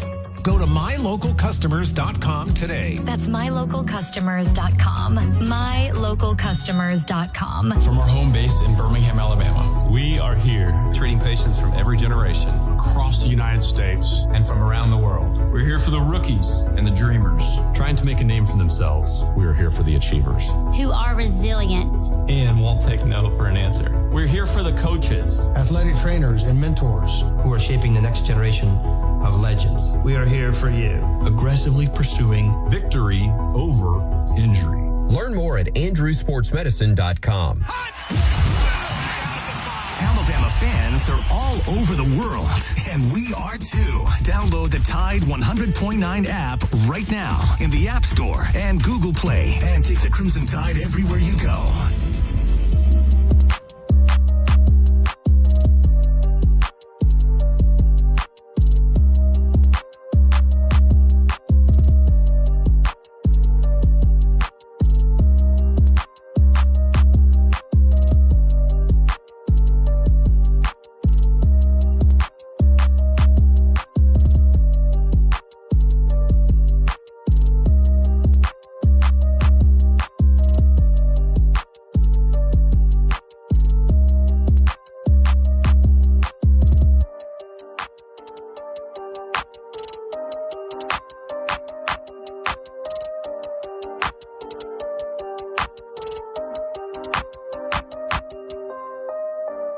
Edge, Tide 100.9, 1230 WTBC. All right, let's go back to the phone lines. 205-342-9904. We got Corey from Trustville up next. Corey, welcome in. How you guys doing this afternoon? Hey, doing well. How are you? I'm doing great. I have high expectations for this Alabama defense. And with you guys playing defense yourselves, do you feel the same way with all the talent returning and the fact that I guess you could say the defense will carry the team for a little bit to let whoever the quarterback settles in? And I think this could be a special defense this year, and I wanted to get your guys' thoughts on the defense. Yeah, that's a great question. I think I have. Here's the thing. I want to say high expectations, but being a little, I would say, cautiously optimistic, and only being that there's a lot of new faces on this defense. Secondary-wise, I think you know what to expect. Pretty much everybody's returning, and it's not just guys returning. I mean, you've got good football players returning, right? So I think the expectations are extremely high there. The front seven, I think people are excited about some of the new additions, some of the new faces, whether that be transfer portal additions or even just some of the young players that are finally getting some opportunities. But for me, I'm always just a little more on I'm going to wait and see, just because I don't want to set too high of expectations, Corey, and then things don't necessarily go that way. I want to see them kind of settle in and ultimately show what they can do, which I think they'll be a solid unit. I mean, I think Devin Tompkins, and I'll be honest with you, initially watching some of his tape at his previous school at Southern Cal, I had some concerns about, holding up against the run. But since seeing him in the spring, man, I think he's much improved, or just a lot better than some of the tape that I saw last football season on him. So I think that's going to be a strong addition. I hope that guys like Terrence Green and some of these other young defensive linemen can step up and provide a presence, right? Play on the other side of the line of scrimmage. I don't think we have elite pass rush ability, if I'm just being honest. I think Yonze Pierre is one of the few. I think Justin Hill can come along and definitely be a great contributor. Maybe you see Xavier Griffin step up some, but those are my biggest questions, Corey, I would say, is how much improved will this pass rush unit be? Because I think that's going to be huge. And also, can they consistently stop the run and be dominant, right? There's times this defense from last season was a very, very good unit, right? But there was some inconsistency stopping the run, and they just couldn't really get home. They had to lean on bringing pressure a lot of the time to really affect the quarterback. And so I think if they can answer those two questions and kind of build off of the positive stuff that they did last year, I think they will have another good unit, probably another top 25, top 30 type defense, hopefully. And to your point, I do think with the growing pains expected, especially on offense, they'll probably have to, carry the load a little bit, help us out. But that's part of it. That's part of the game. Sometimes you got to step up for your guys on the other side, and hopefully that's what we're able to do while we work out some of those growing pains. Do you think Caleb Woodson can be that dude as far as that dog linebacker? And I'm not saying he's a Orlando McClain or a Reuben Foster type guy, but I'm saying he's a guy that when you step off the bus, you know who you're dealing with, the alpha, the leader of the defense, that you fear an Alabama linebacker coming off. When you played, who was the linebacker, the Mike linebacker when you played? So we had Mac Wilson my senior year. I played with Reuben in 2016. I played with guys earlier than that, Trey DePriest. So I played with a number of guys, Reggie Ragland, Sean Dion Hamilton. I mean, some of those guys played well, but I played with some really good linebackers, man. Rashawn Evans ended up playing inside backer as well. We had we had a lot of guys, a lot of different types of backers in those rooms. But I think Caleb Woodson is a good football player, man. I mean, he's big. He moves extremely well. He's pushing 240, but, he's very rangy. He can play sideline to sideline. He looks like he's very instinctive as well. He's just an overall good athlete. But I've only seen him, this spring, so I'm still kind of trying to get a feel for him. But I think he's going to end up being a really nice addition. I think he's going to be a big pickup from the transfer portal that help us out, and hopefully guys like QB Reese or maybe Luke Metz or CJ Jones, maybe some of those guys can step up as well and be solid contributors. So I'm excited to watch that group grow this season because, I mean, they're all new, and it's going to be exciting to see what they can do. I think something that, non-offensive, when you played that 2016 season, non-offensive touchdowns, or 2017 too, non-offensive touchdowns was a big thing, and that's something that that 2016 season, was that more of a thing y'all practiced, or is that just, that couldn't have been just coincidence? That was something y'all practiced all the time. But as fans, we had to be thinking, is this just a coincidence? This just keeps happening? Because, do you think, now obviously I don't think that'll happen that frequent again, but obviously, how you see in baseball, hitting is contagious. Don't you think that was just very contagious at that time? Absolutely. It definitely was contagious, but it wasn't a coincidence. No, I mean, it really was a lot of different factors going in our favor and things that we worked on, right? So I'll give you an example. When you have the best pass rush in the country and you have the best DBs in the country, those go hand in hand. And when you're putting pressure on a quarterback and affecting him, right, you're forcing errant throws, right? You're speeding up his timing, which is going to lead to mistakes. And then you've got the DBs on the back end that are looking and ready to exploit those mistakes. Why? Because, our defense was so complex. There's so many layers to it. We were prepared for pretty much anything and everything. So when you put all those factors together, I mean, good things happen. And not to mention just the physicality and the relentlessness that, we were playing with, right? I mean, we're always looking to attack the football, always looking to try to make an impact some way or another. I mean, even when it was, hitting a quarterback, just a sack wasn't good enough. You get a sack and they'd be like, all right, that was good, but next time you need to get the ball out, right? I mean, it was always just trying to focus on all those little details and just looking for ways to gain an advantage. But it really was impressive, man. I mean, again, when you have guys that are relentlessly getting after the quarterback and DBs that are ball hawks and they're sticky in coverage, and it just is leading to errors and mistakes, man, good things happen for a defense. So I will add that I feel like this defense does a good job of forcing turnovers. The last couple of seasons, they've done a really nice job of doing that as well. So hopefully they can continue to build off of that. But that's something you got to practice. You got to work at it. You got to, in practice, do turnover drills, high point the football, playing, whether you're teaching playing the receiver, playing the ball, just all those little things matter. Then eventually, you get to see it put into practice in the games. Which is why I think it's critical that we have a good front seven this year. I mean, as great as this secondary is, you can only cover receivers so long for 2 or 3 seconds. And I think football's changed so much now. I mean, the RPO game wasn't as near as effective as it was when you were playing. So it's a different college football now. And when you were playing, I still hate that. But I'm sure you feel this way, that we wasted a legendary defense in 2016, because I'm sure y'all feel like y'all didn't finish the job in 2016. That was probably one of, if not the greatest defenses in 2016, and y'all probably feel like y'all wasted it. And I'm not trying to bring up bad memories. I'm just saying that. Oh no, y'all feel like. I'll say you're good, man. No, it's no problem talking about that. I definitely was.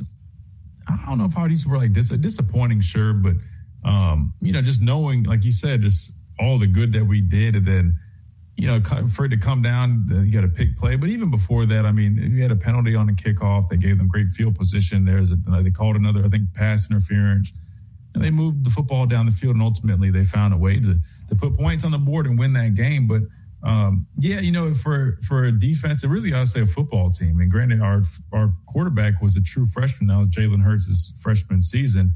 I feel like we were one of the best teams that we had come through here, and just so much talent. Like you mentioned, the points put on the board by the defense, or even special teams, right? Eddie Jackson and all those returns that he had. I mean, it was a special group, a very special year. Even if you just look at even the reserves. I mean, hell, again, I was a guy that was just coming in for Ryan and Tim Williams, right? I mean, and you look at even everybody else, it's just very special team. But yeah, that's one of those years where you're like, damn, man, as good as we were, man, we should have won that national championship. Me and my dad were talking about that. We really should have Alabama should have won 4 straight national championships, really. I mean, if you look at 2015, 16, 17, we won in 15 and 17, but then 18, I know we got blown out by Clemson in the California championship game, but we were a better team that year.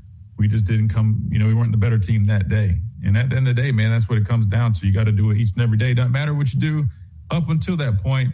Every week is a new week, new opponent, and you got to go out there and prove it. So I just got to make sure you keep that standard. Corey, really good stuff, man. Really good call. I appreciate you calling. Is this your first time? Yeah, I think second time, but I like talking to former players, especially when it's closer to either.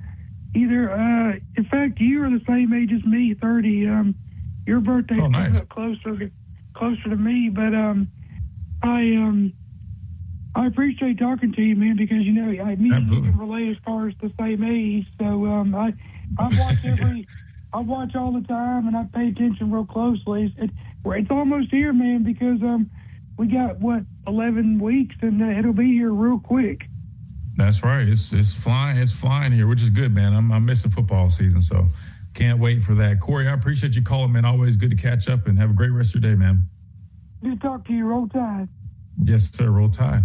Good stuff, man. All right, we got to hit the time out. We come back. We wrap things up with our last segment on this Monday Madness edition. Then we pass over to Wyatt, who's already sitting back there behind the glass. I think he'll just kind of flip over on the other side. But we got to hit the time out. We come back. We keep on rolling right here on this Monday Madness edition of the Miller's Edge, Tide 100.9, 1230, WTBC.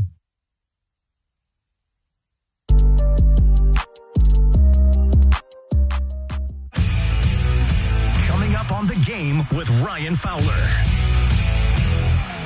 Coming up on the Monday edition of The Game, we'll recap another busy weekend of recruiting on the campus of the University of Alabama. We'll talk to Drew DeArmond. We'll talk to Martin Houston starting at 2 p.m.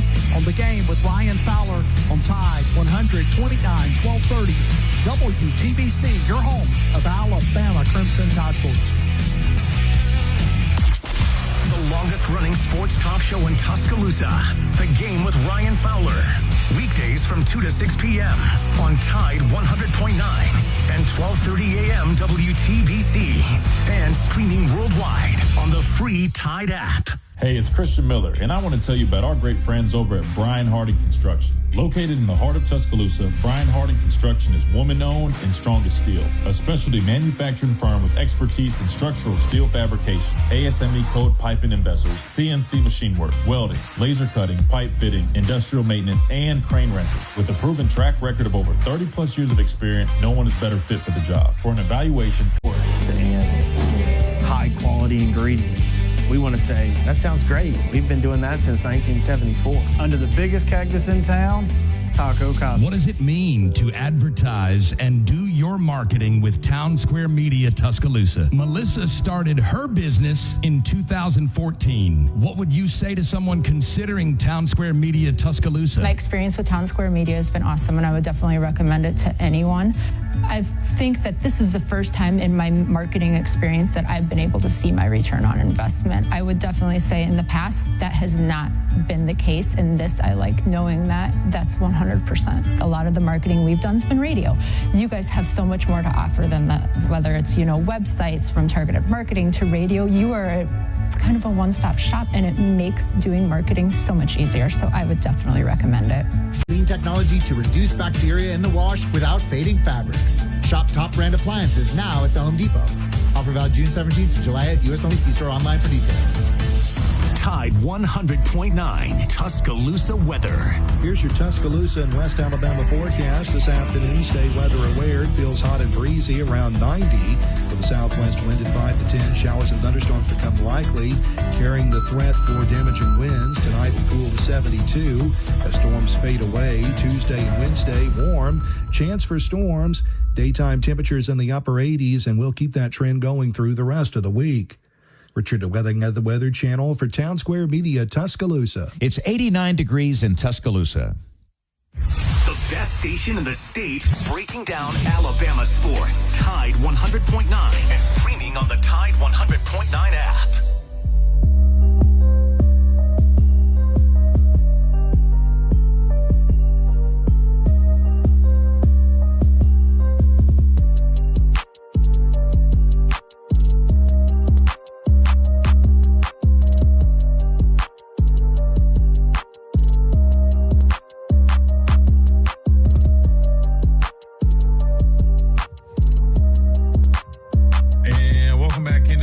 Monday Madness edition of Miller's Edge. Tide 100.9, 1230 WTBC. Hey, quick reminder about our friends over at Lamperillo Law Education Advocacy. Again, lamperillo-law.com is your spot to go get all that information on Lamperillo Law and all the services that they provide, of course.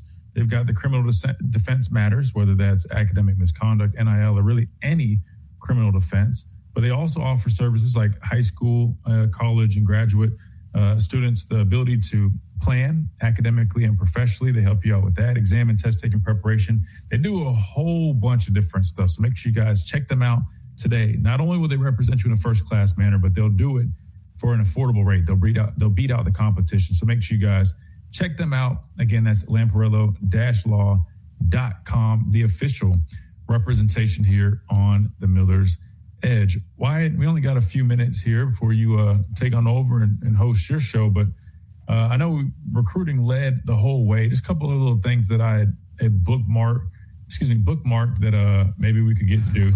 I don't know if you guys saw this. I know you just heard it.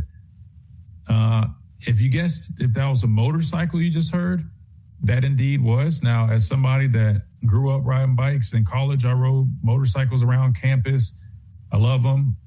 They're very dangerous. Unfortunately, I don't ride anymore. I miss it.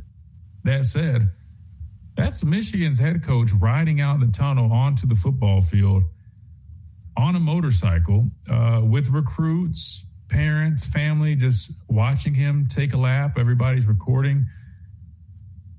I know we talk about some of the madness that we see in college athletics, but where does this rank? Kyle Whittingham, new head coach of Michigan, right? The guy has not coached a game on this field yet, but he has, in fact, checked the box of riding his motorcycle around the stadium for recruits and everybody. Where do you rank this? And then if I could just chime in, as somebody who went through the recruiting process, I don't really know what the purpose of this would. This would not move me. This would have no effect on how I viewed the university. Tell me how you're going to play me. You know, what the plan is for me and my development at this point now with NIL. What's the logistics of the financial side of things? Brother, cool. Good for you to ride a Harley. Why are we doing this on a recruiting visit? What do you think of this, Wyatt? Nah, man, it proves that he's a young, hip. He's a cool head coach. He's not the 50-plus-year-old that's almost retired from Utah for the last 5 years. He's cool. He rides a motorcycle, Christian. Hey, yeah, I give him that. But you brought up another point. Yeah, clearly he was planning on retire. I don't know any football coach that is publicly riding motorcycles, so he just spilled the beans. He definitely was retired. Well, there was one, but he got fired. Oh, well, yeah. Now that you bring that up, probably not the brightest idea. It was Petrino, right? Yeah, Bobby Petrino.